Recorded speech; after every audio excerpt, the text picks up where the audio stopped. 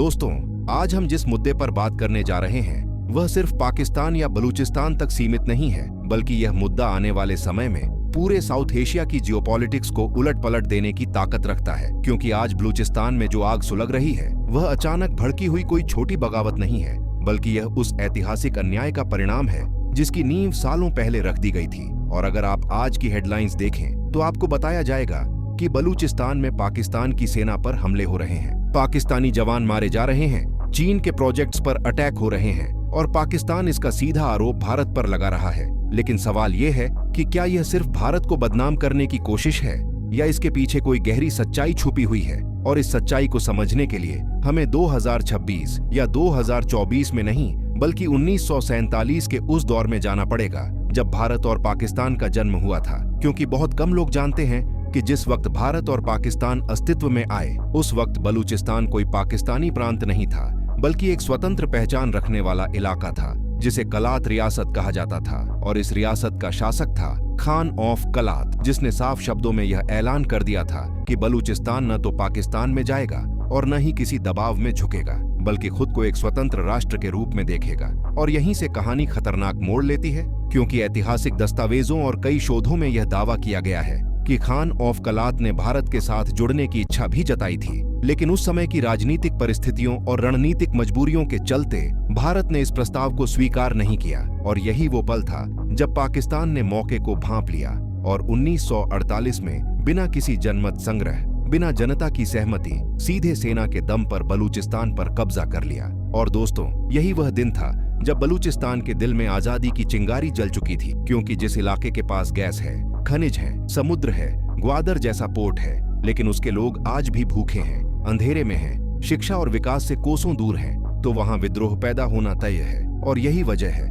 कि समय के साथ बलूच लिबरेशन आर्मी जैसी ताकतें उभर कर सामने आईं, जिन्होंने खुद को आतंकवादी नहीं बल्कि स्वतंत्रता सेनानी घोषित किया। क्योंकि उनका तर्क सीधा है कि जब हमें जबरदस्ती पाकिस्तान में मिलाया गया तो हमें अलग होने का पूरा हक है। और यही वो तर्क है जिससे पाकिस्तान सबसे ज्यादा डरता है, क्योंकि अगर बलूचिस्तान की आजादी को अंतर्राष्ट्रीय नैरेटिव मिल गया तो पाकिस्तान का पूरा नक्शा हिल जाएगा। और इसी डर के चलते पाकिस्तान हर बार भारत का नाम घसीटता है। लेकिन आज हालात इसलिए अलग हैं क्योंकि बलूचिस्तान सिर्फ पाकिस्तान के खिलाफ नहीं खड़ा है, बल्कि वह चीन के सबसे बड़े सपने सीपीएक के सीने पर खड़ा हो गया है। ग्वादर पोर्ट, जो चीन के लिए अरब सागर का दरवाजा है, वह सीधे बलूचिस्तान में स्थित है। और जैसे ही बलूच लिबरेशन आर्मी ने चीनी इंजीनियरों, काफिलों और प्रोजेक्ट्स को निशाना बनाना शुरू किया, चीन को भी समझ आ गया कि यह कोई लोकल समस्या नहीं बल्कि एक जियोपॉलिटिकल ब्लास्ट जोन बन चुका है। और दोस्तों, यही वो पॉइंट है जहां भारत का नाम सिर्फ पाकिस्तान नहीं बल्कि खुद बलूच नेता लेने लगे हैं। क्योंकि कई बलूच सामाजिक संगठन और प्रवासी नेता खुलकर कह चुके हैं कि अगर उन्हें आजादी मिलती है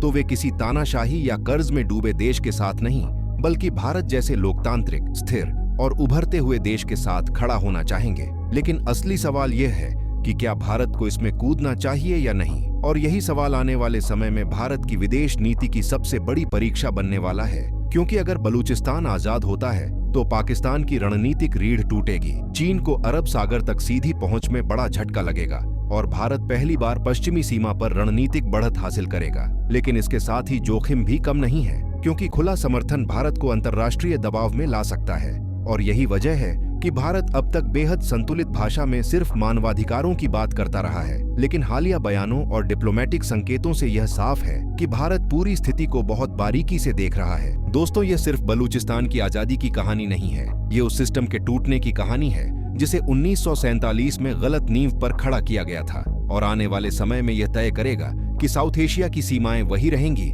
या इतिहास एक बार फिर खुद को दोहराएगा। इसलिए अगर आप इस मुद्दे को सिर्फ हेडलाइन की तरह नहीं बल्कि भविष्य की राजनीति की तरह समझना चाहते हैं तो इस वीडियो को अंत तक देखिएगा। चैनल को सब्सक्राइब कीजिए, बेल आइकन ऑन रखिए और कमेंट में जरूर बताइए कि अगर बलूचिस्तान आजादी की दहलीज पर खड़ा है तो भारत को क्या करना चाहिए, खुला समर्थन या रणनीतिक दूरी। क्योंकि आपकी राय ही इस बहस को आगे बढ़ाती है। दोस्तों, अब जब हम यह समझ चुके हैं कि बलूचिस्तान की लड़ाई सिर्फ पाकिस्तान के खिलाफ नहीं बल्कि एक गलत इतिहास और लूटे गए भविष्य के खिलाफ है, तो अब सवाल और भी बड़ा हो जाता है कि अगर कल को बलूचिस्तान सच में पाकिस्तान से अलग हो जाता है तो उसके सामने विकल्प क्या होंगे। और यहीं से पूरी कहानी एक लोकल विद्रोह से निकलकर इंटरनेशनल पावर गेम में बदल जाती है। क्योंकि पहली नजर में देखने पर यह लगता है कि बलूचिस्तान एक अलग देश बनकर शायद ज्यादा देर तक टिक नहीं पाएगा।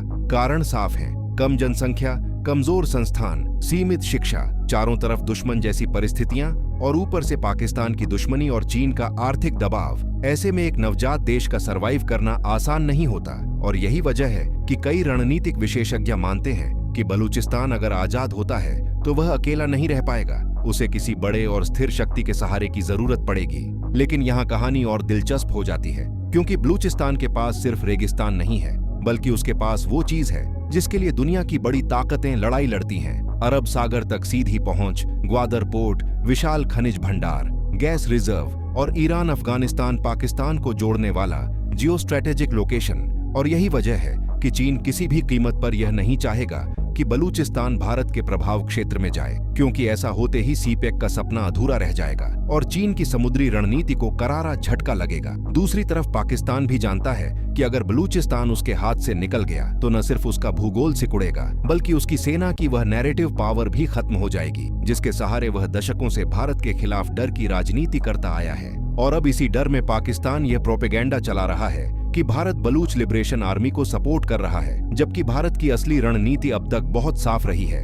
न खुला समर्थन, न खुला इनकार, सिर्फ मानवाधिकार और लोकतांत्रिक मूल्यों की बात। लेकिन दोस्तों, इतिहास गवाह है कि भारत जब चुप रहता है तो वह कमजोरी नहीं बल्कि रणनीतिक धैर्य होता है, क्योंकि भारत जानता है कि अगर वह आज सीधे तौर पर बलूचिस्तान के समर्थन में उतरता है तो पाकिस्तान अंतर्राष्ट्रीय मंचों पर विक्टिम कार्ड खेल सकता है। लेकिन अगर बलूचिस्तान के लोग खुद अपनी लड़ाई जीतते हैं और दुनिया के सामने यह साबित कर देते हैं कि वे जबरन कब्जे में रखे गए थे, तो भारत के लिए दरवाजे अपने आप खुल जाएंगे। और यहीं से तीसरा और सबसे खतरनाक विकल्प सामने आता है, भारत के साथ रणनीतिक जुड़ाव। यानी जरूरी नहीं कि बलूचिस्तान औपचारिक रूप से भारत में विलय करे, लेकिन वह भारत के साथ रक्षा, व्यापार, इंफ्रास्ट्रक्चर और कूटनीतिक साझेदारी में जा सकता है, जिससे पाकिस्तान की पश्चिमी सीमा पर स्थायी दबाव बन जाएगा और भारत को पहली बार अफगानिस्तान और ईरान तक एक नई रणनीतिक पहुंच मिल सकती है। और दोस्तों, यही वो सिनारियो है जिससे इस्लामाबाद सबसे ज्यादा घबराया हुआ है, क्योंकि कश्मीर के बाद बलूचिस्तान उसका दूसरा सबसे बड़ा घाव है और अगर यह घाव खुल गया तो पाकिस्तान की आंतरिक स्थिरता पूरी तरह बिखर सकती है। वहीं भारत के लिए यह मौका भी है और परीक्षा भी।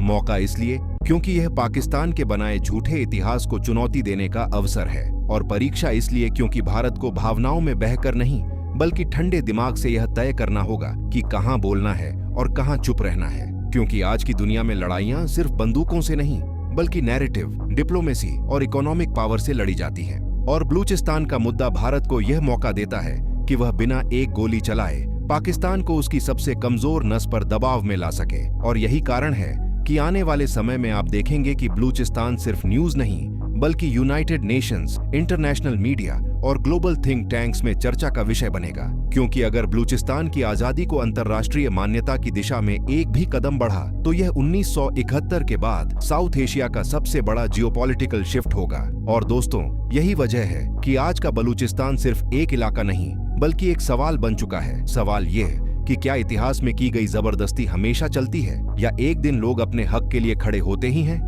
और अब फैसला सिर्फ पाकिस्तान या चीन के हाथ में नहीं है बल्कि बलूचिस्तान के लोगों, अंतर्राष्ट्रीय समुदाय और भारत की रणनीतिक समझदारी के हाथ में भी है। इसलिए इस पूरे मुद्दे को भावनाओं में नहीं बल्कि समझदारी से देखिए। वीडियो को लाइक कीजिए, चैनल को सब्सक्राइब कीजिए, बेल आइकन को ऑन रखिए और कमेंट में जरूर बताइए कि अगर कल बलूचिस्तान आजाद होता है तो भारत को क्या करना चाहिए। खुलकर साथ देना, रणनीतिक साझेदारी करना या पूरी तरह दूरी बनाए रखना, क्योंकि आने वाले समय में यही सवाल साउथ एशिया का भविष्य तय करने वाला है।